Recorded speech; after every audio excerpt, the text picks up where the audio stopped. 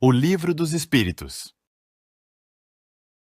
Curso sistematizado da doutrina espírita em áudio. Seja Sociedade Espírita Joana de Ângeles, Ribeirão Preto, São Paulo. ESD da Seja. Este curso é o estudo sistematizado da doutrina espírita da Seja, ministrado pela companheira Maria José Mondim Moreira, de São Paulo, Ribeirão Preto. É um estudo das obras O Livro dos Espíritos e o Evangelho segundo o Espiritismo, através de sua narração. São aulas feitas nas quintas-feiras, na Sociedade Espírita Joana de Ângeles, ministradas por 15 anos. Sendo 32 lições do Livro dos Espíritos e 32 do Evangelho segundo o Espiritismo, intercaladas com o estudo do passe. Ocupação e missões dos espíritos.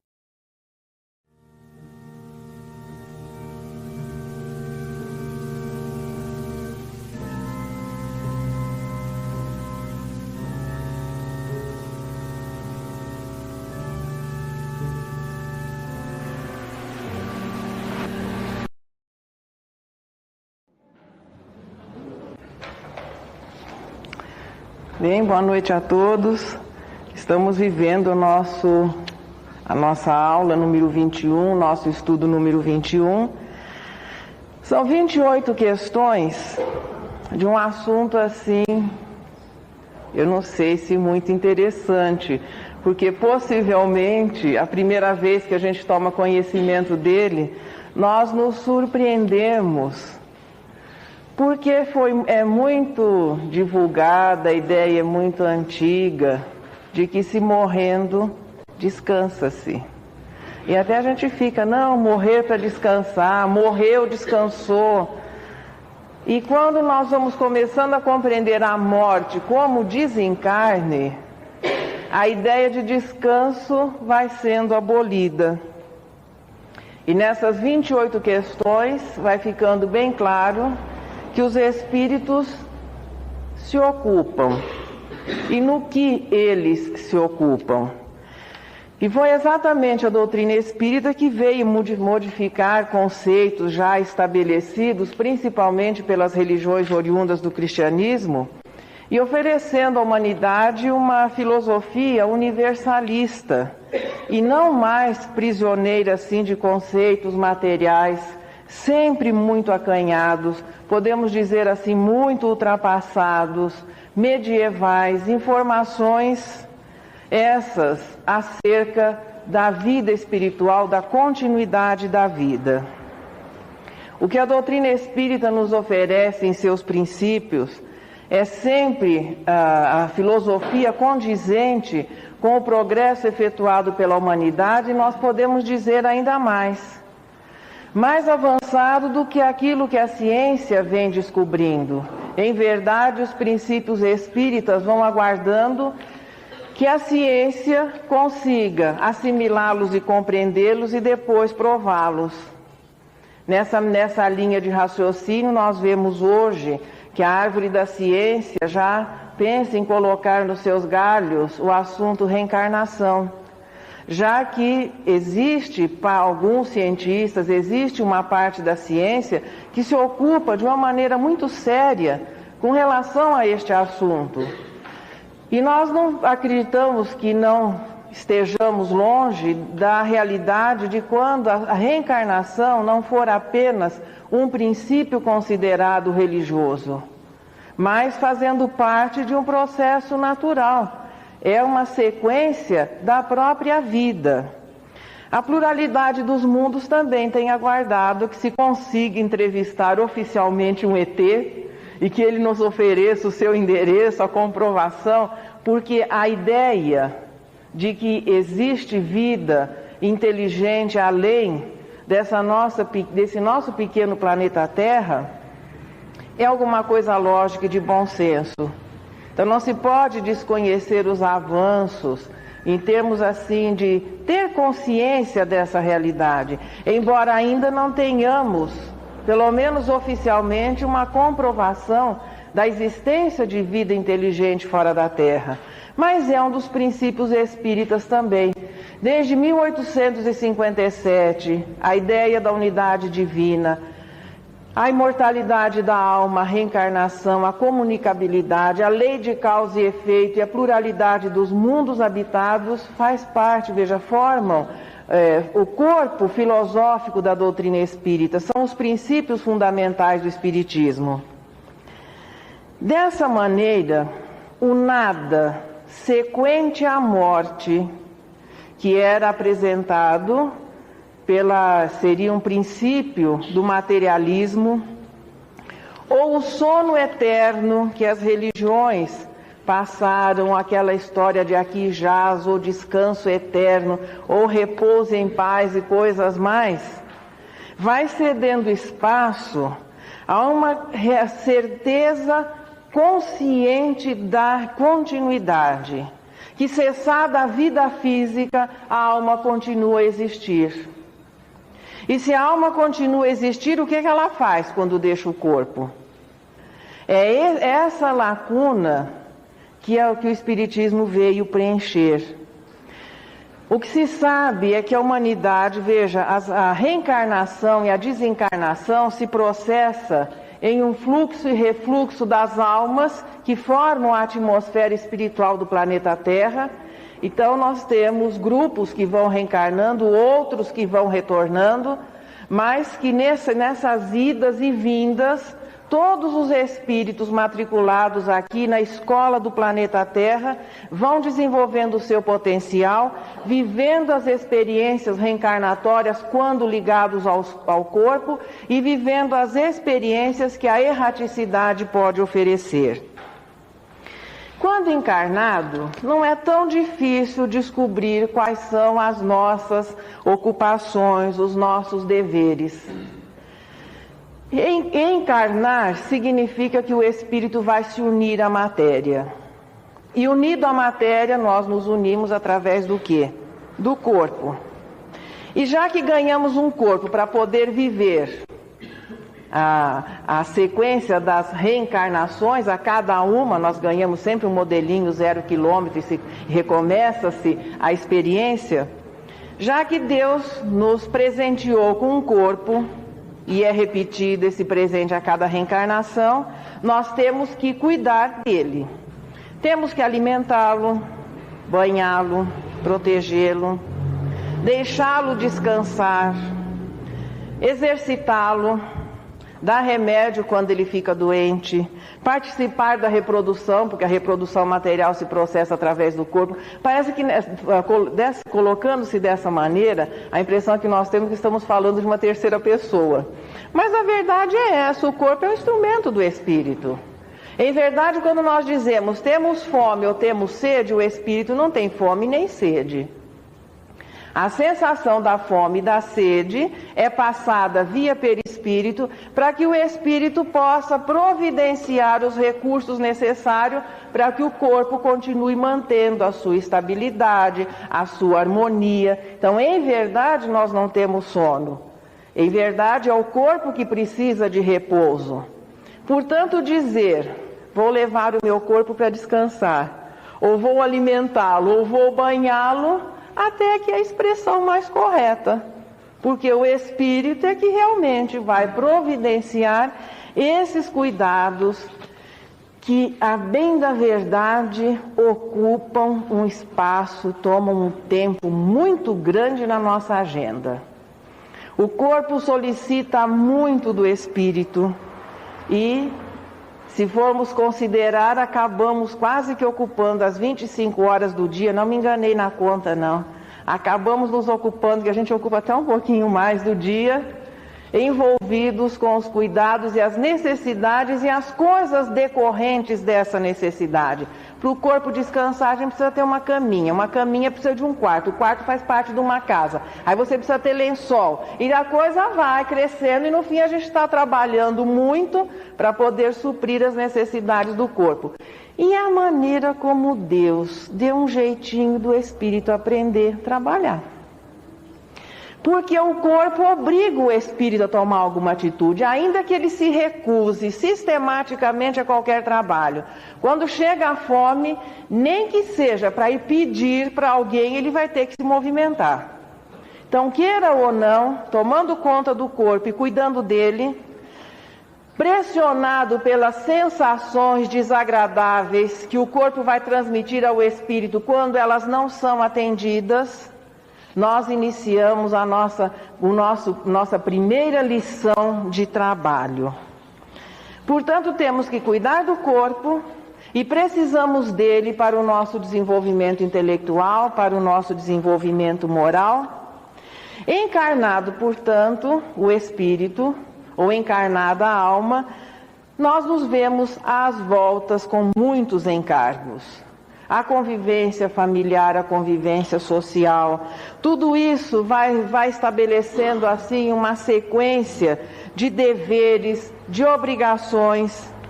Tudo isso vai dando um trabalho danado e chega um momento em que o espírito começa a sonhar. Ah, mas quando eu morrer eu vou descansar. Olha, os que ainda pensam que vão morrer, possivelmente imaginam que vão descansar. Mas quem já vai vivendo o conceito de desencarne, é bom começar a mudar a maneira de encarar esse futuro. Quando o homem imaginou o céu, veja, a ideia das penas e recompensas, de uma situação agradável depois da morte, ou uma situação de dificuldade após a morte, isso é inato, faz parte, existe dentro de nós. Na transposição dessa certeza da continuidade e das consequências aos nossos atos, nós imaginamos essa situação moral e as transformamos em lugares físicos. Quando se foi, claro que ninguém sentou para imaginar como seria o céu, a coisa foi fluindo assim naturalmente, mas todo mundo entrou em acordo com relação a um aspecto no céu: sem trabalho. Trabalho é coisa aqui da terra. Ir para o céu para continuar trabalhando, então o que adianta ir para o céu? Para continuar tendo deveres, obrigações? Pois é, a ociosidade eterna passaria a ser, a partir desse conceito, a continuidade, porque depois do esforço e sofrimento de uma vida, imaginando-se dentro dessa linha de raciocínio, de uma vida de luta, sacrifício, de esforço, nós teríamos como prêmio a inatividade eterna, a ociosidade eterna, devia dar um bocejo eterno também. E deve ser por aí que o tédio começou a fazer parte da realidade humana. Que ao considerar que por toda a eternidade ficar contemplando a grandeza de Deus, que segundo Jesus trabalha sempre, até que durante algum tempo é gostoso ver as pessoas trabalharem, né? Geralmente quando vem pintor, pedreiro em casa, encanador, fica a família inteira assim do lado assistindo. Ele trabalha todo mundo ali tranquilo assistindo. É agradável durante algum tempo. Por toda a eternidade, não sei, ainda, veja, particularmente eu não consigo entender ou compreender o que é eternidade. Mas por toda a eternidade, contemplando Deus, que parece ser o único ocupado no universo, sem nadinha para fazer. Pois é, só que a doutrina espírita veio mostrar que o caminho não é esse. O espiritismo veio mudar este conceito e oferecer as provas de que no mundo espiritual as almas continuam mantém a individualidade, a aparência, veja, a forma humana, a aparência de ordem geral da última reencarnação. Continuamos a pensar, porque o pensamento é uma faculdade do espírito. Continuamos a sentir, a ter emoções, as emoções são da alma. Continuamos podendo, veja, desenvolver os nossos estudos, então vamos continuar estudando. Isso significa que vamos continuar progredindo e, naturalmente, continuar trabalhando. E que, vencido aquele período que nós passamos no mundo espiritual, retornamos para novas experiências na matéria. Já que a vida continua, que desencarnados nós vamos continuar tendo deveres, tendo ocupações. É bom começar a descobrir o que é que se faz por lá. Quais são as ocupações a que os espíritos se dedicam nessa fase em que, na erraticidade, vamos, não é realizar as experiências, mas vamos nos instruir um pouco mais, pela facilidade, inclusive, maior que o espírito detém sem a influência do corpo. Considerando-se as diferenças que nós vimos lá na escala espírita, então, segundo a classificação geral dos espíritos, e essa classificação é de acordo com a condição moral, nós temos 3 grandes ordens: os espíritos imperfeitos, os bons espíritos, os espíritos puros, e essas 3 ordens se subdividem em 10 classes: os impuros, os levianos, os pseudo-sábios, os neutros, benévolos, sábios, espíritos de sabedoria, os superiores e os puros. A resposta à pergunta 559 diz o seguinte: todos têm deveres a cumprir, todos. Uma das coisas que nós vamos descobrindo nas leis divinas, que tudo que é concedido por Deus se estende igualmente a todos. Todos os espíritos têm deveres a cumprir. As suas ocupações são incessantes. Mas veja que surpresa para alguém que imaginava descansar ou dormir eternamente. Incessantes, incessantes. E concorre num sentido amplo para a harmonia geral do universo. Sendo que todos terão que adquirir o conhecimento de todas as coisas, experiência essa que vai sendo adquirida em todos os pontos do universo. Naturalmente, essa situação sendo vencida nas experiências materiais e no aprendizado que se faz no mundo espiritual. O espírito, portanto, tem que promover a sua melhora pessoal e participar do progresso coletivo, porque existe um entrelaçamento harmonioso. À medida que nós, pelas experiências realizadas, nós vamos nos desenvolvendo individualmente, nós vamos participando também do progresso alheio e os outros participam e nos auxiliam no nosso progresso. As ocupações, já que todos têm deveres, todos vão se ocupar, as ocupações sempre relativas ao grau de adiantamento. Em primeiro, aqueles mais elevados vão se ocupar das coisas celestes, são os ministros, os que trabalham diretamente ligados a Deus. E outros vão se ocupando com as coisas materiais, sempre apropriadas ao seu desenvolvimento moral, à sua natureza. A resposta 559 nos diz que, se todos têm deveres a cumprir, nós vimos parte desses deveres quando do assunto dos anjos da guarda. Um dos trabalhos que os espíritos podem realizar: tomarem sob a sua tutela pessoas, famílias, reuniões, cidades, povos, como espíritos protetores, anjos guardiões. Existe, veja, uma hierarquia e uma estrutura administrativa estabelecida por Deus, ocupando os espíritos de acordo com as suas condições, com a sua capacidade, auxiliando em todos os sentidos as humanidades. E quando se fala em anjo da guarda, em espíritos protetores, nós nos habituamos também a imaginar um céu terrestre, que é o conceito da maioria das religiões. Deus voltado para os 6 bilhões de encarnados atualmente e aqueles que estariam aguardando no céu ou no inferno, dormindo ou não, o processamento da justiça divina. Só que Deus é um pouco mais, um pouco além de tudo isso. É um universo infinito, povoado de espíritos que são os seres incorpóreos que povoam o universo, O universo que hoje estamos descobrindo, começando a descobrir o quanto de corpos celestes existem, e começando porque ainda estamos muito aquém da realidade. E o universo no seu aspecto espiritual. Portanto, este serviço estabelecido de proteção, de auxílio, não se restringe apenas à humanidade terrestre.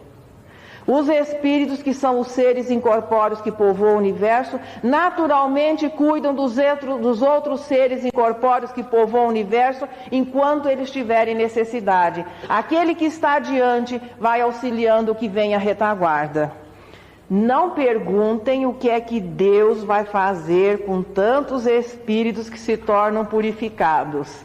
Segundo, aquelas fofocas assim do mundo espiritual, quando Jesus perguntou, Deus mostrou que num ponto do universo um planeta se formava.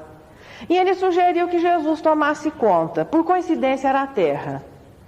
Dizem ainda esses informantes que até hoje Jesus não perguntou mais nadinha. Estamos mantendo ocupado para que ele não volte a perguntar, porque se voltar a perguntar arruma mais serviço. Portanto, os espíritos, esse trabalho dos espíritos não é ligado apenas ao planeta Terra. Mas existe um trabalho de ajuda, de proteção, enquanto o espírito tenha necessidade. Também percorrem os mundos e se preparam para a nova reencarnação. Ocupam-se com o progresso de um modo geral, participando, aqui o termo é dirigindo acontecimentos, sugerindo, veja, ideias, tentando passar para as mentes daqueles que no momento ocupam os postos, porque encarnados também nós temos compromissos. E as pessoas que vêm aqui numa situação de liderança, de superioridade, não é para que isso seja usado em benefício próprio. Quem nasce em uma casa real, sendo um príncipe herdeiro, que amanhã se tornará, por exemplo, o chefe de um povo, ele é o primeiro servidor desse povo, e não aquele que em primeiro lugar receberia os benefícios. Aquele que por um processo democrático atinge um cargo em que ele vai liderar, vai legislar, em que ele vai liderar um povo, também significa encargo, significa um compromisso maior. E todas as pessoas recebem o apoio da espiritualidade. E se nós tivéssemos o hábito de meditar um pouquinho mais, de orar um pouquinho mais, todos nós, inclusive os dirigentes, possivelmente hoje nós estaríamos vivendo com maior tranquilidade. Pelo menos a justiça, que é a primeira conquista, já estaria assim sendo mais vivida, e isso já estaria estabelecendo um clima de tranquilidade. Mas os espíritos também assistem os homens de gênio. Existe todo um trabalho de apoio espiritual para as realizações humanas. Existem situações em que estes espíritos têm que assumir um corpo, preparar uma nova encarnação para dar continuidade ao seu trabalho. Outros, ainda não na situação de encarnação, mas outros, como nós vimos na ação dos espíritos sobre a matéria, presidem aos fenômenos da natureza. Então são espíritos que ainda não têm grande alcance, não têm condições de grandes realizações, mas participam diretamente dos acontecimentos da natureza, direcionados, supervisionados por aqueles que já detêm um conhecimento mais profundo do assunto. E a turminha que não quer nada com a dureza? Uma coisa é bem clara: existem características que definem a personalidade dos espíritos de acordo com a sua condição moral. Os espíritos imperfeitos, nos espíritos imperfeitos, nota-se assim um traço muito acentuado, que é o interesse pessoal. As coisas são realizadas, mas sempre com muito interesse em que se possa tirar proveito, em que se possa tirar partido, em receber benefício das realizações. Uma outra característica de inferioridade é a ociosidade. E a ociosidade é característica de imaturidade mesmo, é a colocação que é feita neste trechinho. A ociosidade identifica a impureza, a imperfeição. À medida que o indivíduo vai progredindo, ele vai notando a importância de participar, a importância de se movimentar, a importância de desenvolver a sua inteligência através do trabalho e as virtudes através da convivência. Mas enquanto às vezes não se chega nesse estágio, muitos espíritos, os inferiores, costumam, eles usaram o termo imiscuir-se. Ou seja, ficar pegando no pé, ficar perturbando, de uma maneira assim, nem sempre desastrosa, mas às vezes aborrecida. Muitos espíritos inferiores procuram perturbar-nos, atrapalhando nas ocupações, nas diversões. Isso significaria, veja, qual seria isso seria uma situação de trabalho? Bom, é uma atividade, embora o trabalho é aquilo que é uma atividade útil que nós vamos então classificar como trabalho. Mas queira ou não, a perturbação de ordem espiritual, que de início parece ser um mal, acaba resultando num bem, porque o perturbado vai ter que progredir moralmente e buscar compreender a situação para que ele possa se libertar. Até uma situação dessa em que o mal seria o objetivo daquela interferência, de ordem geral se transforma num bem. As ocupações, portanto, dos espíritos são incessantes, e entenda-se, em primeiro lugar, que quanto mais elevado é o espírito, mais ele se utiliza de um recurso que nós estamos começando a descobrir hoje, que é a força do pensamento. A atividade mental é constante, quanto mais elevado, mais ativo mentalmente. Para estes espíritos, estar ocupado é uma alegria. Porque isso é o normal no mundo espiritual, isso é o normal na vida. Nós só imaginamos, muitas vezes, que trabalho é aquilo que significa esforço físico. Aí nós temos que lembrar das nossas lições anteriores. Espírito, aquela essência que nós chamamos espírito, não tem mãos, não tem braços. Qual é a forma do espírito? O brilho de uma centelha etérea. E esta centelha etérea se ocupa naturalmente, já na nossa realidade ela se ocupa. Porque o homem integral, ou seja, espírito, perispírito e corpo, que somos nós os encarnados aqui, o espírito que somos nós já a sua forma é essa centelha etérea. Via perispírito, nós nos utilizamos do corpo como um robô. Essa centelha já se ocupa, veja, se formos sintetizar, a ocupação do espírito é sempre mental. E vivendo as experiências materiais, ele vai desenvolvendo a sua capacidade mental. Foi assim que nós chegamos ao raciocínio, e é assim que um dia nós chegaremos à angelitude, que é usar essa capacidade sempre para o bem. É pensar o bem. A ocupação, portanto, quando os espíritos vão se tornando superiores, ela vai sendo encarada como alegria. Em nenhum momento ele vai parar, tirar o lencinho, enxugar a testa e dizer: estou cansado de ser bom. Isso é coisa de quem ainda não é. Viver o bem, servir, ocupar-se em benefício dos outros vai sendo a sua situação normal. Além do mais, porque não existe a fadiga, porque fadiga é coisa de corpo. E nem as angústias do trabalho para suprir necessidades. E pensar bem não se constitui em cansaço. De vez em quando a gente se toca. Ah, mas hoje eu participei da reunião, agora preciso chegar em casa e descansar. Mas descansar do quê? Veja, a atividade mental, forçando o nosso pensamento a acompanhar um estudo, ou realizar uma boa ação, ou emitir um bom pensamento, chega um momento que nós nos sentimos cansados. Por quê? Registramos essa sensação como se fosse um cansaço até físico. Nada a ver com a realidade do espírito, que já vive essa situação de pensar o bem e estar em constante atividade mental voltada para o bem, prestando serviço ao próximo. Isso é normal.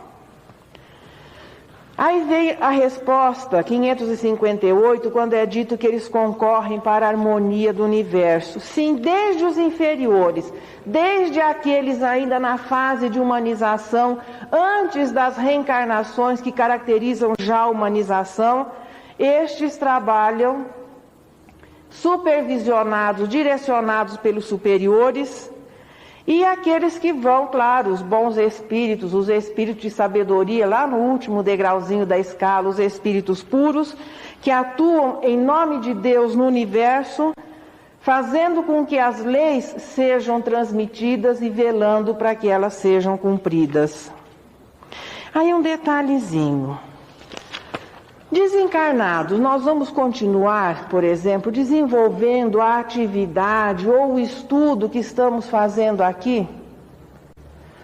Aquele que é médico, aquele que é dentista, ou aquele que é, às vezes, um mecânico, a pessoa que se dedica às artes, quando desencarna, nós vamos continuar desenvolvendo nesse campo, ou o espírito pode trocar?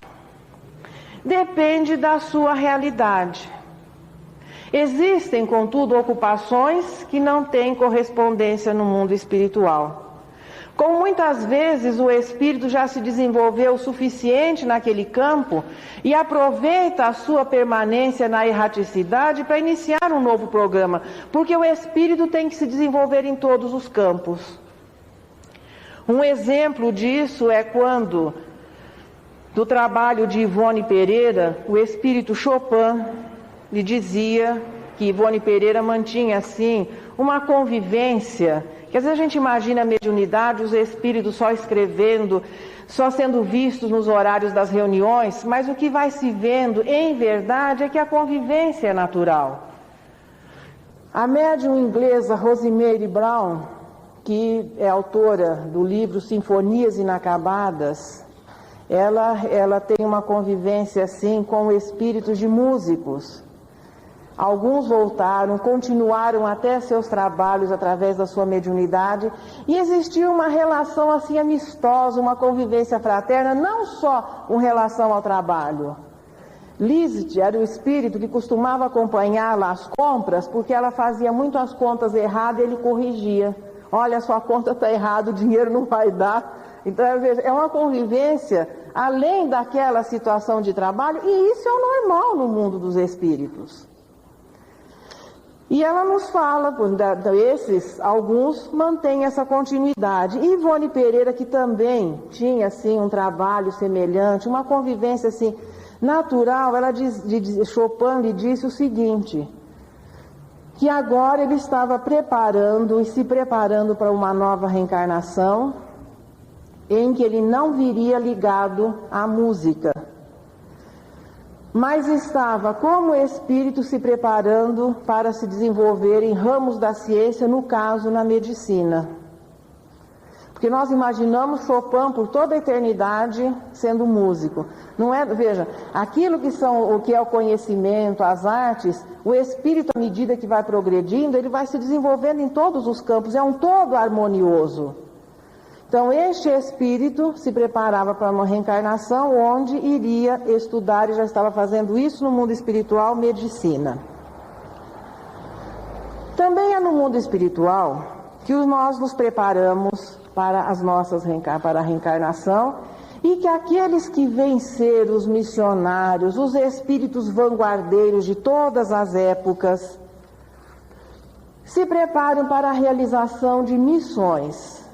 A missão ela pode ter um alcance maior, mas é sempre alguma coisa que o espírito realiza em benefício dos outros.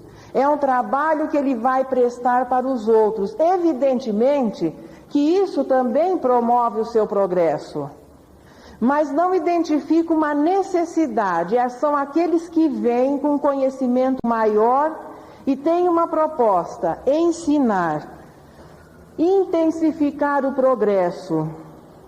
Existe, veja, e esses espíritos não vêm apenas no trabalho religioso, mas a missão, ela é sempre voltada para o bem. Fazendo um parênteses, também o planejamento reencarnatório dos mortais comuns, que ainda não são missionários, é sempre realizado, planejado o bem. Ninguém planeja vir ser assassino, vir ser desonesto. Ninguém planeja o mal. O mal é decorrência da nossa incapacidade de manter as disposições, da nossa incapacidade de levar adiante o plano. As imperfeições muito atuantes acabam desviando o indivíduo do seu roteiro. Então ninguém planeja o errado. Com relação à missão, muito mais, embora um missionário também possa falir. E quando um espírito que vem com encargo maior falha, a resposta aqui é objetiva e muito séria. Ele se torna responsável não pela falha do trabalho, bem como pelas consequências que vierem com relação àquela falha na sua realização. A missão não poderia ser uma prova? E aqui, veja, a expiação é a consequência natural ao erro, é o sofrimento consequente. A prova é quando, em função de um aprendizado realizado, nós nos colocamos. Um exemplo é a mediunidade. A mediunidade é uma prova, é uma concessão que Deus nos faz para uma prestação de trabalho maior. E aqui os Espíritos nos ensinaram a diferenciar a prova da missão. O missionário é aquele que traz a experiência já adquirida, seja no campo da filosofia, da ciência, da religião, das artes. Por exemplo, quando Thomas Edison pesquisava a lâmpada a partir do filamento, ele repetiu, dizem os seus biógrafos, 600 vezes a experiência. Por que ele teve essa, não vou dizer nem paciência, mas essa persistência? Porque em espírito ele sabia que daria certo. Ou conhecendo em outros planetas, ou tendo, não importa, aquela pessoa veio para realizar este trabalho, e ele tinha certeza, se fosse para repetir até 650, 700 ele o faria, porque ele tinha certeza que aquilo daria certo. Então essa característica de estar avançado à sua época, de ter certeza, ter aquela consciência, aquela firmeza de convicções. A prova é diferente ao teste. O indivíduo ainda não venceu. Quando nos colocamos em prova, significa que estamos procurando uma avaliação, vencer uma dificuldade. O missionário é aquele que já venceu e vem no sentido assim, de ensinar, de instruir, de se colocar como exemplo. Nós tivemos e continuamos tendo missionários em todas as épocas. O seu trabalho é instruir os homens, é o que nos diz a resposta 573, auxiliar o progresso da humanidade, melhorar as instituições. Tenhamos a certeza que o mundo não seria o mesmo se Jesus não tivesse passado por aqui, aceitado a encarnação, porque com Jesus, com relação ao planeta Terra, se usa o termo encarnação. Ele não reencarnou aqui por uma necessidade, veja, para que ele atingisse o progresso, a pureza de espírito. Veja, o seu currículo foi desenvolvido em outros pontos do universo. Quando a Terra se formou, ele foi aquele que perguntou para Deus o que é que ele ia fazer com tantos espíritos puros, e Deus mandou ele tomar conta do planeta Terra. Ele já era um espírito puro quando a Terra se formou. O mundo se tornou diferente a partir do trabalho de Moisés, de Buda, de Sócrates, de Confúcio, Gandhi, Kardec. Thomas Edison, Pasteur, Galileu, Kepler, Sabin, Gutenberg, Louis Braille, Francisco Cândido Xavier, e que pedindo desculpa a tantos que, se a gente for fazer a lista, não conseguiríamos, ninguém consegue organizar uma lista dessa maneira sem que se cometa injustiça. Mas esses espíritos são os vanguardeiros, que vêm fazendo com que o progresso seja intensificado, colocando-se como exemplo. E eu anotei aqui um senhor chamado Hoover, conhecem?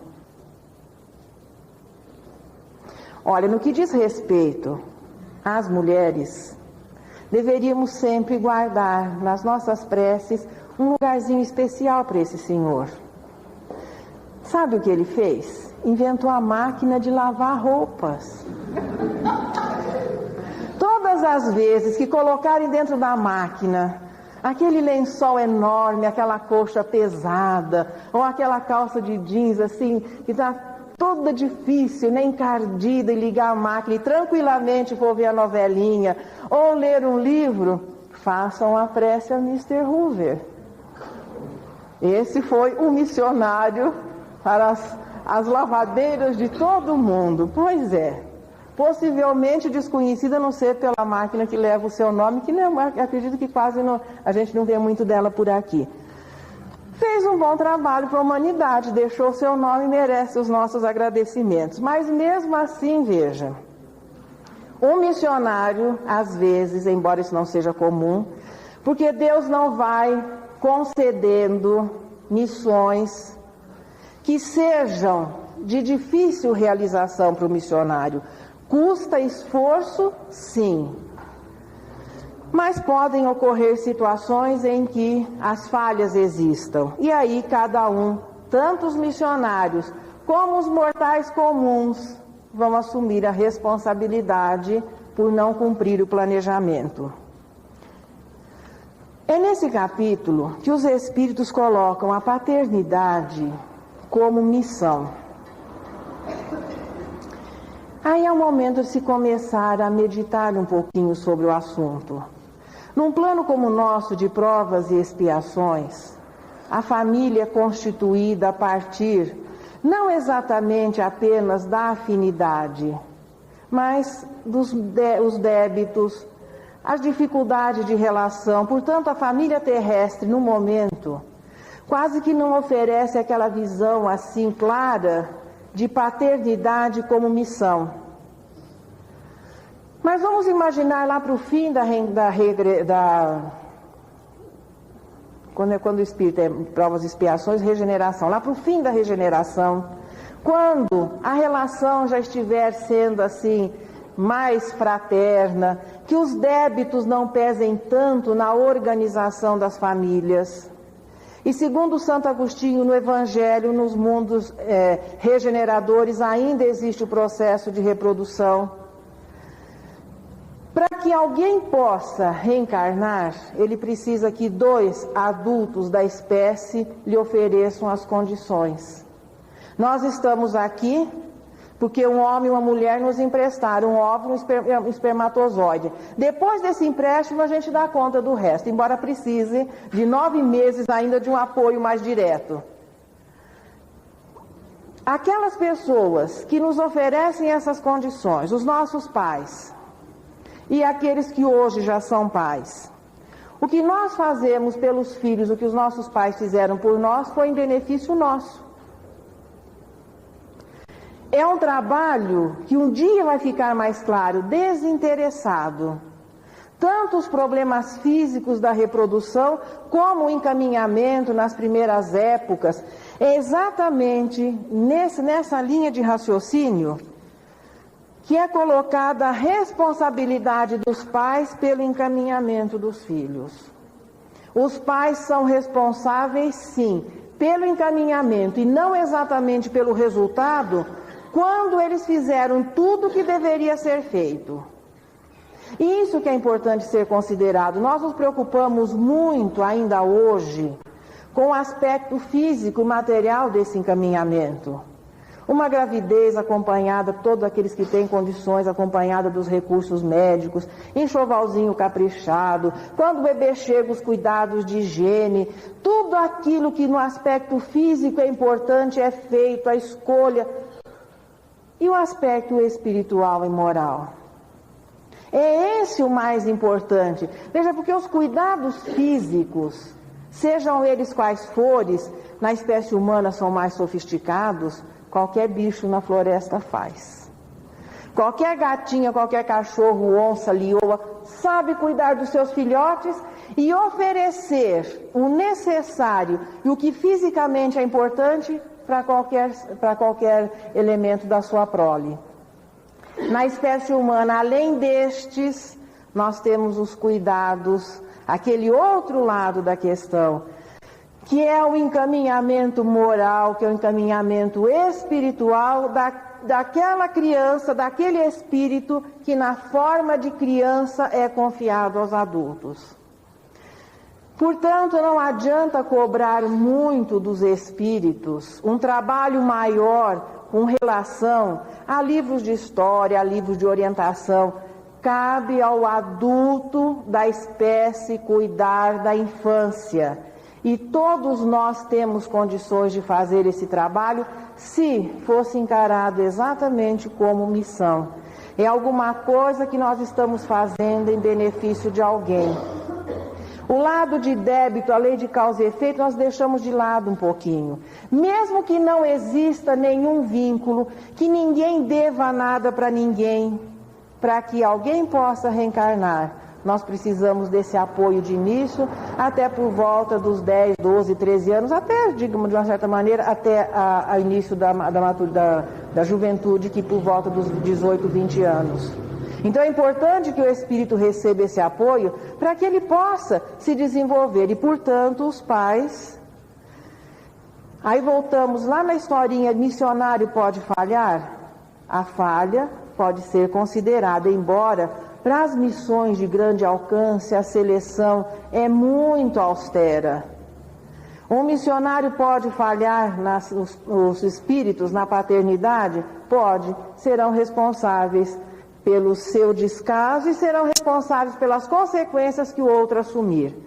Mas se os pais se empenham, fazem tudo o que é possível, oferecem com relação a esse aspecto espiritual e moral, e apesar disso o filho não corresponde, não aceita, aí ele é um espírito também e vai ser responsável pelos seus atos. O que vai ficando bem claro por aqui, e eu sinto talvez ter tirado assim os sonhos, atrapalhado as esperanças de alguém, final de dia, de um serviço muito duro, situações difíceis que às vezes as pessoas vivam. Ah, eu queria morrer, acabar com tudo isso. Não acaba. Porque se a situação está difícil aqui, e as pessoas fugirem da vida, imaginando que vão descansar, ou que a morte seja a solução, a primeira surpresa é que se continua vivendo com o traumatismo decorrente da antecipação e os problemas aumentados muito mais. A partir do momento que se reencarna, nós temos que cuidar muito do nosso veículo para que ele consiga nos levar em segurança até o termo da jornada. Desencarnando, o nosso trabalho continua a nos aguardar. O progresso se realiza a partir das experiências da vida material, do aprendizado na vida espiritual. É a somatória dessas duas situações que faz com que o espírito progrida. O que o espiritismo vem enfocar é que trabalho, luta, esforço não é coisa só de encarnado, não. A vida continua, o trabalho também é a maneira de se progredir. E no final de tudo isso, depois de tanto falar em trabalho, mas vocês estão com o ar tão cansado, será que é por causa do assunto? Que a gente possa ter uma boa noite de sono para o corpo, um bom descanso para todos, para o corpo. Porque no estado de emancipação também, quando o espírito deixa o corpo dormindo, aqueles que já conseguem, lembra do sono inteligente? Então, aqueles que já fazem um sono inteligente podem conseguir uma vaguinha em alguma instituição, participar de estudos, participar de seminários. Existem tudo aquilo que é oferecido ao espírito desencarnado, nessas horinhas do repouso do corpo, é oferecido aos encarnados também. Então pode-se participar de tudo aquilo que o mundo espiritual pode oferecer numa situação de maior lucidez. Agora, quem ainda não conseguiu descobrir a importância do sono inteligente, também os botequinhos do umbral permanecem abertos noite e dia. Só que aí a situação já é um pouquinho mais difícil. É melhor, quando se sai para essas jornadas, ir mais prevenido, porque às vezes pode se passar algum apuro. Já que a vida é sempre vida, que a gente possa realmente agradecer a Deus pelas oportunidades de trabalho que ela vai nos oferecendo, e na situação de espírito aquela tranquilidade. Continuar, tendo a certeza que é de toda esse entrelaçamento de trabalho, estudo, convivência, que nós vamos atingir a perfeição. Na próxima semana, quem está com o Livro dos Espíritos aí? Hoje uma prece.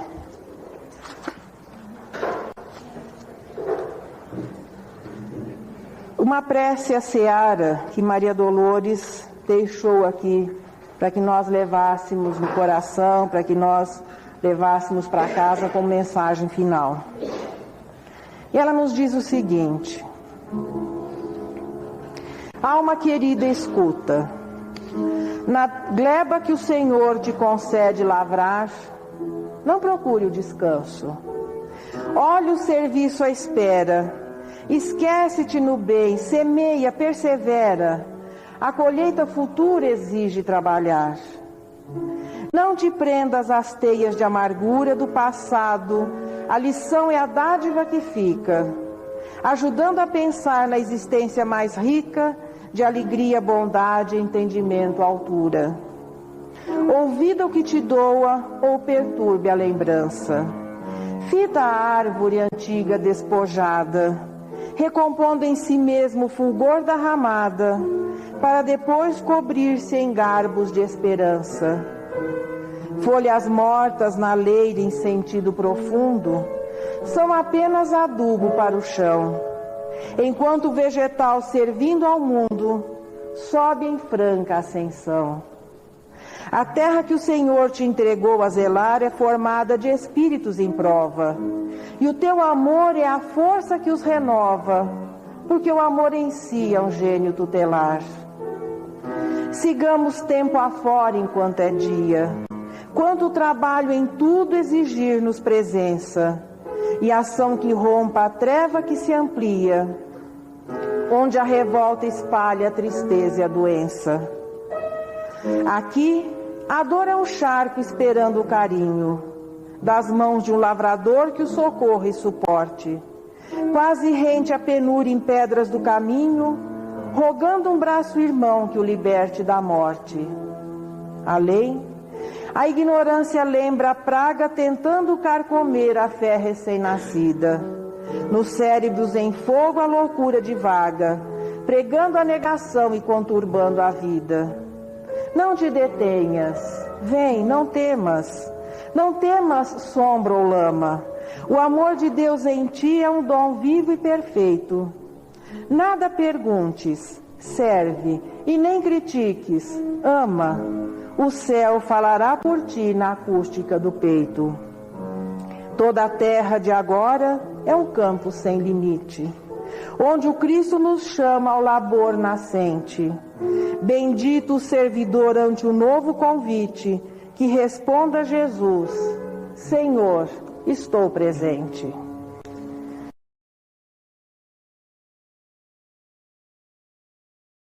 Conteúdo de qualidade, divulgando a doutrina espírita.